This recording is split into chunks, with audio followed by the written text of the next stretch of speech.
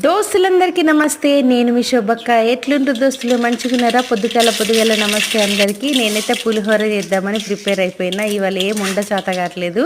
అందుకని కడాయిలో జీలకర్ర, ఆవాలు, మినపప్పు, కొంచెం ఎండుమిర్చి వేసేసిన. తర్వాత ఉల్లిగడ్డ, పచ్చిమిర్చి, కరివేపాకు వేసి కలుపుకున్నా. దాని తర్వాత ఇటు నిమ్మకాయ తీసి పిండేసుకొని ఒక గిన్నె వేసుకొని పెట్టుకున్నా. ఇక ఇది ఎర్రగైన తర్వాత దాంట్లో కొంచెం పసుపు, కొంచెం ఉప్పేసి కలుపుకున్నా. అన్నం వేడిగా తెసిన దోస్తులు, రాత్రన్నం కాదు. ఎందుకంటే మాకు మధ్యాహ్నం కల్లా పనికి పోతాం కదా, మధ్యాహ్నం వరకు ఉండాలి కాబట్టి.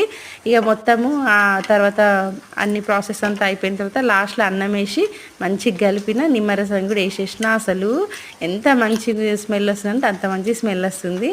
నాకైతే మస్తు ఇష్టము. మస్తు రోజులకు చేసుకుంటున్నా. ఎందుకంటే నిన్న మా అమ్మ వాళ్ళ ఇంటికి పోయిన దోస్తులు, అందుకని నేను నిమ్మకాయలు తెచ్చుకున్నాను అనమాట. అది సంగతి.